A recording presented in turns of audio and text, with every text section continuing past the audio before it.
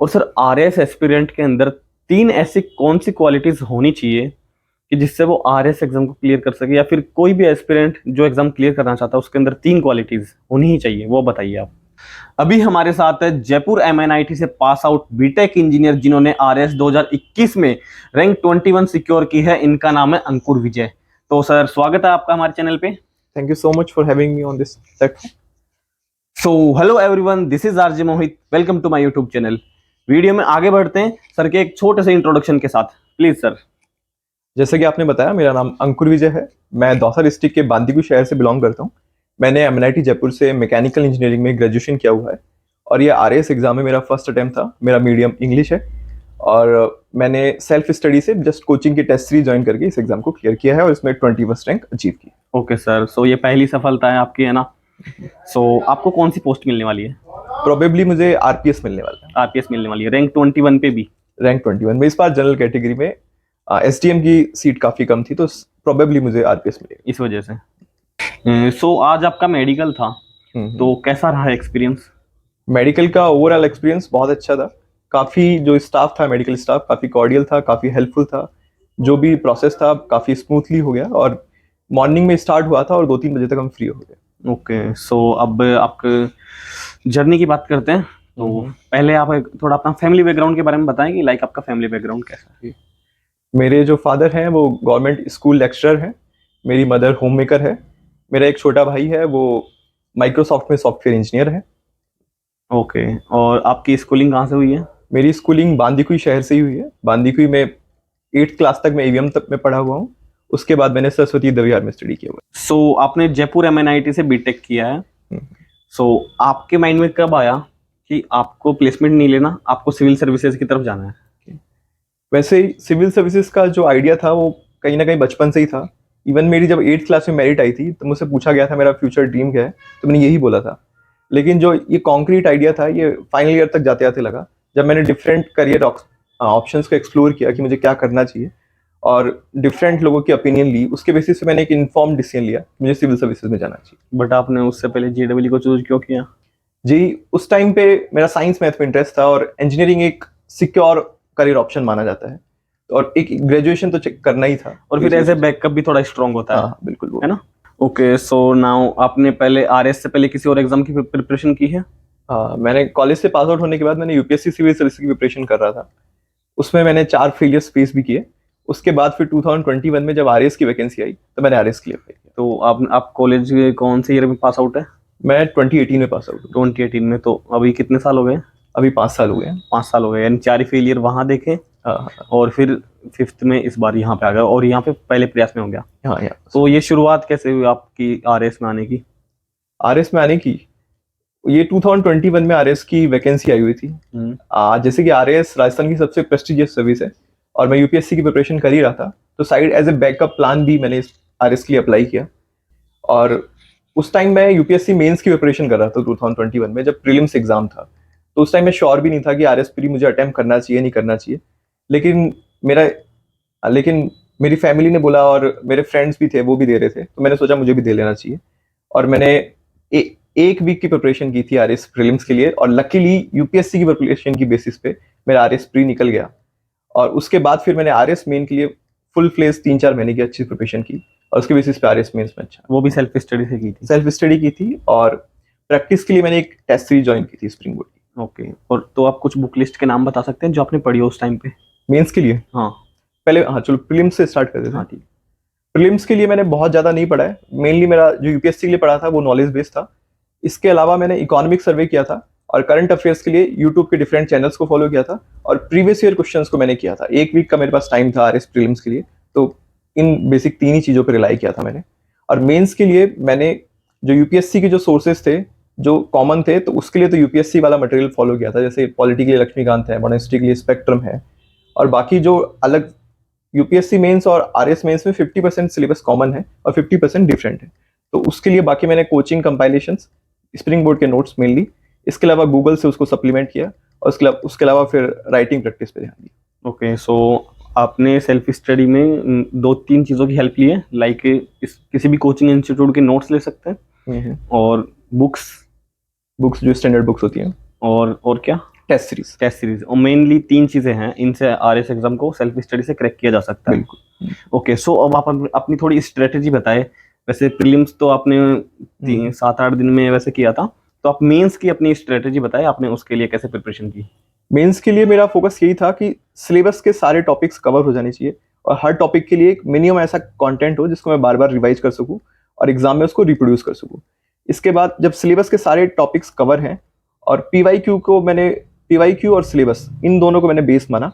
उसके अलावा फिर मैंने टेस्ट सीरीज ज्वाइन की हुई थी, तो उसमें वीकली टेस्ट हुआ करते थे। तो उसमें क्या होता था, एक वीकली टारगेट मिल जाता था शॉर्ट टर्म।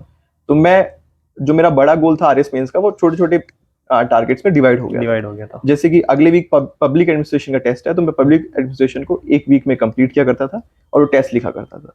तो इस बेसिस पे सिलेबस रिवाइज किया, टेस्ट लिखा, बेसिकली इन चीजों पे फोकस किया। तो क्या बिना जैसे टेस्ट सीरीज के या फिर आंसर प्रैक्टिस के आरएस एग्जाम को क्वालिफाई नहीं किया जा सकता? मेरा मानना है कि जरूरी नहीं कि आप टेस्ट सीरीज खरीदो कहीं से। जैसे कि मेरा फ्रेंड है रैंक 55, उसने कोई टेस्ट सीरीज ज्वाइन नहीं की, उसने मार्केट से जो टेस्ट पेपर्स थे वो ले लिए, पीवाईक्यू को सॉल्व किया, उसने नोट्स पढ़े, और आप खुद से घर पे भी प्रैक्टिस कर सकते हो और उसके बेसिस पे एग्जाम को क्लियर कर सकते हो। खुद भी एनालिसिस कर सकते हैं। बिल्कुल। ओके, सो आपके प्रीलिम्स के मार्क्स क्या हैं और मेंस के मार्क्स क्या हैं और इंटरव्यू के मार्क्स क्या हैं? प्रीलिम्स में तो मेरे पास बहुत ज़्यादा टाइम था नहीं, तो ऑब्वियसली मेरे मार्क्स बहुत अच्छे भी नहीं थे। प्रीलिम्स में मेरे मार्क्स थे 97, कट ऑफ शायद 84 थी उस टाइम। मेंस में मेरे मार्क्स हैं 384.5 और इंटरव्यू मेरे मार्क्स हैं 58। और सर, आरएस एस्पिरेंट के अंदर तीन ऐसी कौन सी क्वालिटीज होनी चाहिए कि जिससे वो आरएस एग्जाम को क्लियर कर सके, या फिर कोई भी एस्पिरेंट जो एग्जाम क्लियर करना चाहता है उसके अंदर तीन क्वालिटीज होनी ही चाहिए, वो बताइए आप। ये काफ़ी अच्छा क्वेश्चन है। तीन क्वालिटीज़ की बात करूं तो सबसे पहले मैं बोलूंगा बर्निंग डिजायर। आपको आरएस एग्जाम क्लियर करना हो या कोई भी एग्जाम क्लियर करना हो, तो आपके अंदर एक आग होनी चाहिए कि मुझे इस एग्जाम को क्लियर करना है। उसके बाद सेकंड नंबर पे मैं बोलूंगा सेल्फ डिसिप्लिन। तो ये जो आपको किसी भी एग्जाम को क्लियर करना है तो आपको बोरिंग टास्क करना पड़ेगा कंसिस्टेंट बेसिस पे, तो उसके लिए सेल्फ डिसिप्लिन बहुत ज़्यादा जरूरी है। और तीसरी चीज़ मैं बोलूंगा पर्टिकुलरली आरएस के लिए पेशेंस, क्योंकि ये एग्जाम है, इसका साइकिल। अब हमारे एग्जाम को देखा जाए 2021 में इसका प्रीलिम्स हुआ था, 22 में मेंस हुआ था, 23 में इंटरव्यू है और 24 में होपफुली पोस्टिंग मिलेगी। तो पेशेंस बहुत जरूरी होता है। 4 साल लग गए इसमें ही। और तीन ऐसी कौन सी मिस्टेक्स हैं या बैड हैबिट्स हैं जिनको अवॉइड करना चाहिए? पहली मैं बोलूंगा कि सिलेबस और पीवाईक्यू को इग्नोर करना। आपको ये ध्यान रखना है कि हम पढ़ाई कर रहे हैं एग्जाम को क्लियर करने के लिए, तो सिलेबस और पीवाईक्यू को आप गाइडिंग सोर्स मानिए और उसके अकॉर्डिंग स्टडी कीजिए। सेकंड मैं बोलूंगा कंसिस्टेंट बेसिस पे ना पढ़ना, लैक ऑफ कंसिस्टेंसी। एग्जाम को क्लियर करने के लिए कंसिस्टेंट बेसिस पे पढ़ना जरूरी है। और तीसरी चीज मैं बोलूंगा, जो नेगेटिव लोग हैं और जो टॉक्सिक लोग हैं उनसे थोड़ा दूर रहिए, जिससे कि आप पॉजिटिव बने रहे। कोई भी एग्जाम क्रैक करने से पहले बहुत बड़ी लगती है, और क्रैक करने के बाद वो ऐसा नॉर्मल होता है कि ठीक है, इतना बड़ा भी नहीं था जितना सब बता रहे थे। तो आपके अकॉर्डिंग आरएस एग्जाम टफ है या इजी है? वैसे 17 नवंबर से पहले तो मुझे बहुत ज़्यादा टफ लगा करता था एग्जाम, लेकिन अब उतना नहीं है। ऑफकोर्स राजस्थान का सबसे प्रेस्टिजियस एग्जाम है, लाखों लोग अप्लाई करते हैं, तो डेफिनेटली कंपेटिटिव तो है, लेकिन ये बहुत ज़्यादा डिफिकल्ट भी नहीं है। अगर आप राइट डायरेक्शन में हार्ड वर्क करें तो इस एग्जाम को आप आसानी से क्लियर कर सकते हैं। तो अभी आपको कैसी फीलिंग आ रही है? अभी तो खैर जो सिलेक्शन की जो फीलिंग है वो सिंक इन हो चुकी है, अभी काफ़ी टाइम हो गया है। काफी टाइम हो गया। लेकिन जब सिलेक्शन हुआ था उस टाइम तो पहली फीलिंग तो डिसबिलीफ की थी कि ये पॉसिबल ही नहीं है। 4 फेलियर के बाद 21st रैंक, वो बिलीव करना काफ़ी डिफिकल्ट था। सो आपने लगातार 4 फेलियर देखे, 4 साल बीटेक इंजीनियर हो, और फिर अब 4 साल से आपकी जॉब नहीं लग रही, प्रिपरेशन कर रहे हो, तो सबको रिजल्ट मैटर करता है। कोई जर्नी आपकी कोई नहीं जानना चाहता जब तक आप सक्सेसफुल नहीं हो जाते। एग्जैक्टली। तो उस टाइम पर आपके अंदर मोटिवेशन कहाँ से आया कि 4 साल दे दिया आपने? बहुत बड़ी बात होती है। वो तो आपने आरएस का एग्जाम दे दिया, वरना आप फिर से उसमें 5th अटेम्प्ट देते। तो वो मोटिवेशन कहाँ से आता है? वो डिप्रेशन वाला फैक्टर भी कहीं ना कहीं आया ही होगा। तो उन सब चीज़ों से कैसे आप बाहर निकले? इसमें दो तरह से आप इससे डील कर सकते हैं। मैंने दो तरह से डील किया। एक तो एक्सटर्नल, तो मेरा जो इकोसिस्टम था, मेरे पेरेंट्स, फैमिली मेंबर्स, जो फ्रेंड्स थे, बड़े सपोर्टिव थे, तो उसकी वजह से मुझे बहुत ज़्यादा प्रॉब्लम नहीं आई। एक है इंटरनल मोटिवेशन। तो मैं क्या किया करता था कि मैं डायरी राइटिंग किया करता था, खुद से पॉजिटिव चीज़ें लिखा करता था, पॉजिटिव सेल्फ टॉक किया करता था। तो इसके बेसिस पे मुझे पॉजिटिव मोमेंटम बनाए रखने में, एक पॉजिटिव बनाए रखने में काफ़ी हेल्प मिली। और आपने खुद ने भी नोट्स बनाए हाँ, नोट्स मैंने बनाए, या फिर यूपीएससी के नोट्स से ही हेल्प लिए? उनसे भी हेल्प ली है। और जो एडिशनल टॉपिक्स थे जो आरएस के सिलेबस में है, जो कि यूपीएससी के सिलेबस में नहीं थे, उनके लिए अलग से नोट्स भी बनाए। ओके, सो अब ये जो RS-23 वाला एग्जाम था, प्रीलिम्स तो हो चुका अक्टूबर में, बट ये मेंस जनवरी में होना था, बट अब जनवरी में ना होकर ये जुलाई में होगा, और जुलाई में भी अभी कुछ बोल नहीं सकते, क्या पता और आगे बढ़ जाए, है ना।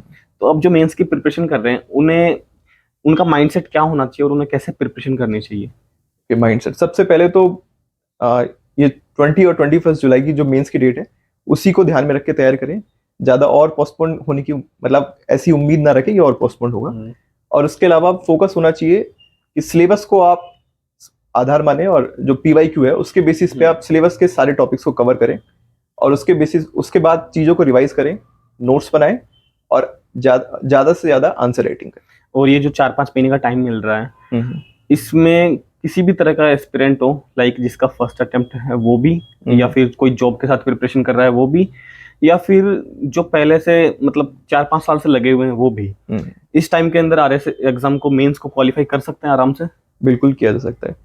जैसे कि हमारे टाइम में टाइम पीरियड काफी कम था प्रीलिम्स और मेंस के बीच में, तो उस टाइम में क्या होता है कि जिसने पहले से प्रिपरेशन कर रखी है उसके क्लियर करने के चांसेस ज्यादा हो जाते हैं।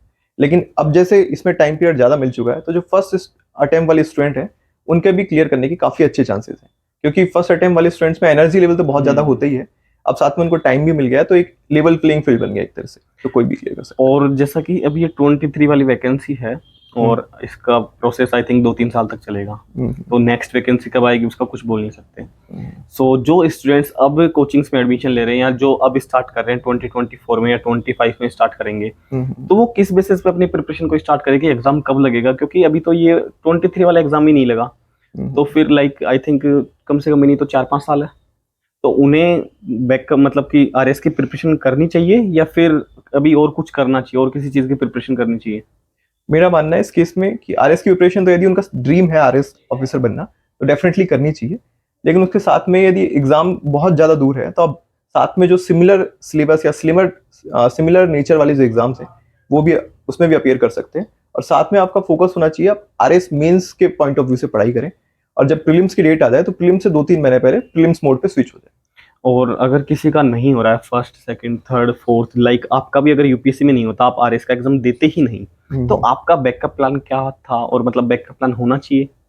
मेरा मानना है कि अगर आप सिविल सर्विसेज की प्रिपरेशन कर रहे हो, तो जैसे कि ये बहुत ज़्यादा अनसर्टेन और बहुत ज़्यादा कॉम्पिटिटिव है, तो प्लान बी होना बहुत ज़्यादा जरूरी है, स्टार्टिंग से ही, स्टार्टिंग से जरूरी है, ताकि अगर डिमोटिवेशन हो तो आप उस पर स्विच कर सकें। ओके, सो आपकी तरफ से कोई मैसेज है एस्पिरेंट्स के लिए जो प्रिपरेशन कर रहे हैं या फिर करना चाहते हैं, जो कैमरे के उधर से इधर आना चाहते हैं, उनको आप क्या मैसेज देंगे? कैसे वहां से यहाँ आ सकते हैं? मेरा मैसेज बहुत सिंपल है, बड़े ड्रीम्स देखिए, अपने आप में बिलीफ रखिए, और राइट डायरेक्शन में हार्ड वर्क कीजिए, डेफिनेटली आपके जो भी ड्रीम्स हैं वो पूरे होंगे। Okay, thank you so much sir, बात करके बहुत अच्छा लगा। Same here.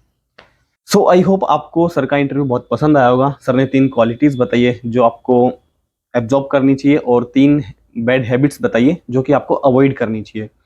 और जैसा कि 4 साल में सर का नहीं हुआ यूपीएससी में, लेकिन सर ने उम्मीद नहीं हारी और बैकअप प्लान लेके चले सर साथ में, तो आपको भी बैकअप प्लान रखना चाहिए। सो आई होप आपको ये वीडियोस पसंद आ रहे होंगे। अगर वीडियोस पसंद आ रहे हैं तो लाइक करें, चैनल को सब्सक्राइब करें। मिलते हैं एक और ऐसे ही नए वीडियो में, तब तक के लिए बाय बाय, जय हिंद।